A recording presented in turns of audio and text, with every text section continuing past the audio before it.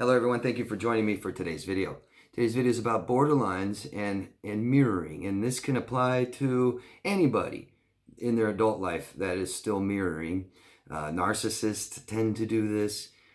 Some of us tend to do this. Some of us may still do this because of the way we grew up, which is similar maybe to how borderlines developed in childhood. So I want to talk about mirroring. What is it, and explain why people may be still doing it in their adulthood, especially borderlines, people with borderline personality disorder. So what is mirroring, right? I mean, on a simple explanation, it's copying other people, right? And we use this term in when we talk about people with personality disorders in their adult life, and it says they copy me, they act like me, they speak like me, things like this. Borderlines has a very unstable sense of self, of who they are, and they tend to be, this instability means that they may tend to change a lot. We did this when we were children, right? When we were children, we may in high school, we may be kind of a preppy kind of dresser and dress nice clothes maybe, and be all cut and clean, and maybe just that might be our freshman year. By the time our sophomore year of high school comes, we may want to be a rebel, right, and spike our hair up now and wear ripped up clothes and stuff like this and chains. Maybe by our junior year, maybe we are kind of a skateboarder. I'm into skateboarding, and my friends are all skateboarders, and now I like this kinds of music, and I dress a little different. And maybe by our senior year, maybe I'll be kind of a hippie and grow my hair out and wear, Birkenstocks, right? And who knows, by the time we get out of high school, we start now finally developing who we actually are, and doing this helps that, okay? The ability to be who we want and do what we want and things like this as children is what really helps us develop into adults, form our own personalities. So, as we get into child mirroring, because why borderlines will still continue to mirror people in adulthood is because they didn't finish developing into adults. Child development is just so crucial in becoming adults. Every year of it, until we get into our 20s, our brains keep growing typically until we're about 25, may stop. So development is what we're talking about. Child development, developing a sense of self, of who we are. Major criteria, diagnostic criteria for borderlines is that they have a very unstable sense of self-image, identity disturbance, things like this, because they didn't have the parents to help them do this. Extreme narcissistic parenting is what the borderline grew up in. One of the first lessons that children learn about their own consciousness of their own self, because when babies are born, they kind of believe they're the same person as their mother still. It takes a little time until maybe something happens, like a loud noise or a toy breaks or something. Doesn't take much for an infant to cry, to feel danger. And they, look over to mom to help them. And they look over to mom, and now mom is laughing. I'm crying, and I'm so upset, and I feel danger. And there's the other half of me laughing. Oh, we're different people. We're two different people. And this is so vitally important. And it's important for the mother to encourage this and support this autonomy, okay? But what happens with someone with borderline personality disorder is this personality disorder, I'm not saying that infants are borderline, I'm saying that this is where it starts, okay? In infancy. This is where borderline personality disorder starts. Matter of fact, this is where a lot of your guys' anxieties have started. We want a child to feel safe and secure and given every single thing they need, right? Without that security, they feel anxious. We feel anxious. And this could be forever. I mean, till now, till today. It might be where it started. There's something called serve and return with babies. Think of an infant in their little carrier, right, on the counter in front of you, and they coo and caw, and they point to something, and they go, ooh, right? And we go look, and we turn around and go, ooh, what is that, right? This serve and return gives that connection with the child, which the borderline never had.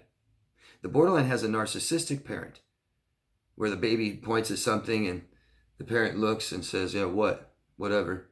You know, it's all about me. I'm having a bad day today. That's all that matters. I'm having a great day. That's all that matters. I don't really care what you're pointing at. And I'll look, and I may look back at you, and I'm not going to emotionally react to it.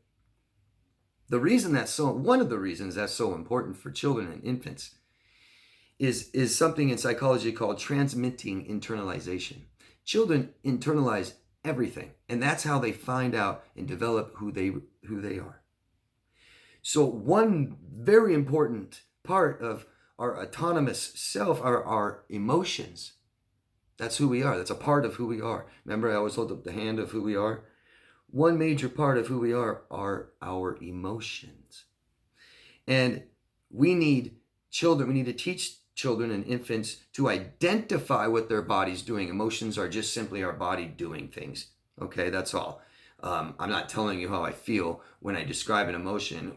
I'm telling you what it feels like, but I'm not telling you what it's called. And that's an extremely important part in processing emotions and regulating emotions. Okay? So a baby or an infant feels upset and cries. And so what do? Oh, it's okay. You're sad. You're crying. And we are mirroring that emotion. And we're letting this infant start to know what you're feeling and what's it called and what is it. We're doing it with them. And they're internalizing that. They're seeing our face and that's sad. Oh, and they say, this is the part of me that's sad. When my mom looked at me and had that sad face, that's sad. Internalizing everything. When a child is scared, it's okay. You don't have to be scared, right? And that's fear. And we tell them that's fear. That feels like this. It's scary. It'll be okay.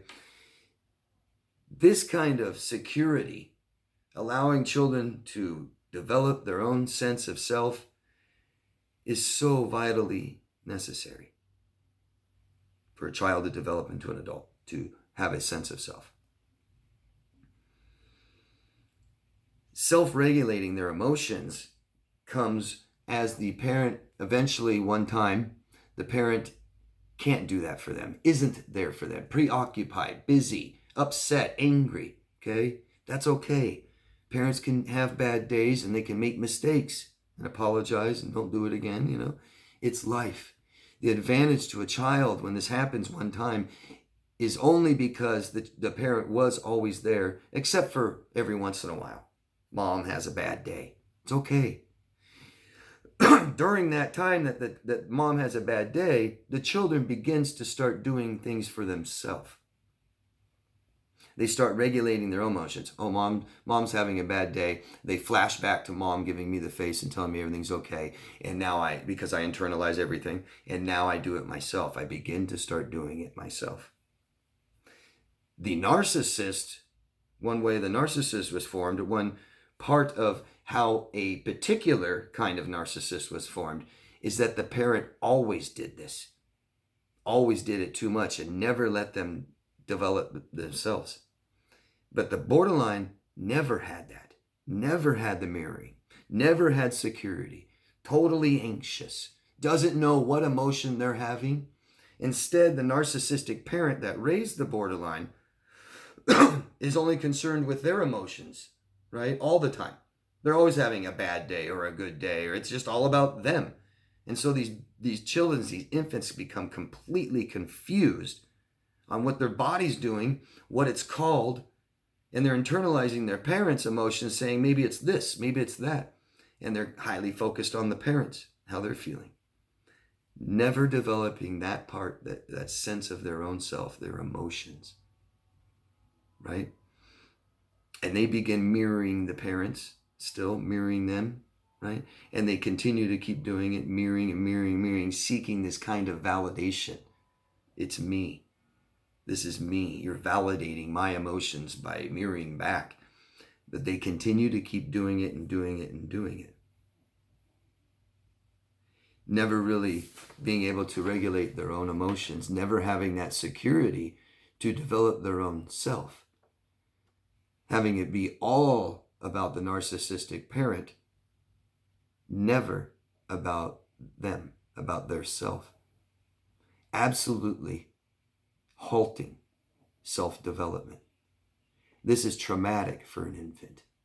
Very traumatic, and like I said, causes anxiety. But it's enough trauma to halt child development. And so the borderline, with their traumas that just happened, even if it was in childhood, it just happened because they never finished the development into an adult, and that's what they need to do. And that's what they're trying to do subconsciously and don't understand.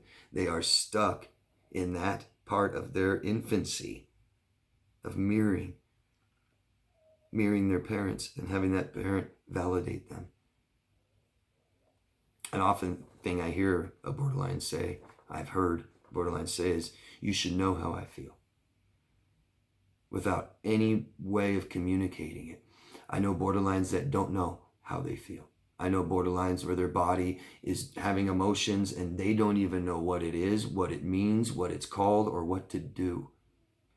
I've known borderlines that say, David, I met somebody today, and in the first minute, I felt so extreme. I said, extreme what? And they said, I don't know. Can you even say good or bad? They said, well, it didn't feel good, I think. I don't know if I hated them or loved them. You can't get more splitting than that. So you just met them. You don't know yet. Yeah, but I got all these intense emotions. They said, I don't know if I wanted to hit him or kiss him. I mean, so confused. It's so sad. First part of regulating our emotions is to know what our body's doing and why. But with no assistance to that as an infant, they're confused and can't do it. The borderline is still the emotional child that expects you, now you're the parent, to regulate their emotion for them. Complete dependency. So you have children growing up completely dependent on people, which is a good thing, but they never get what they need. So they can't learn how to give themselves what they need, and they still are completely dependent on everybody to help them get what they need and to regulate their emotions and to validate them constantly. Borderlines need to be validated all the time. One common phrase that is coined by the borderline is, it's me, it's me. Or, I don't know who I am. I feel empty inside, and that is so unstable. It feels horrible.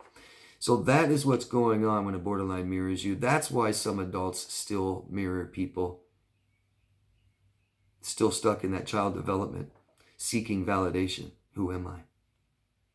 Never understanding maybe that they are separate or different than other people. Like that first lesson we learned, that we're different than our mom. Believing, the total codependent, believing that we're the same. The borderline wants full enmeshment and wants to live through you. It's like you're their other half. Another borderline saying. Be careful, people say that. I hope that makes sense. I hope that understands. I hope that clears up some confusions and answers a lot of people's questions. But always ask me anything you want down below. I'll answer all your questions. Let me know of your examples too. That helps people understand better. So if you guys want to know more, go down below and read people's questions and statements and their own experiences. Thank you, all of you. Please let me know what you think. Please vote up or down on the video. Subscribe to the channel. And if you're interested in coaching, DeMarsCoaching.com. Thank you, everybody. Love yourself first. Bye.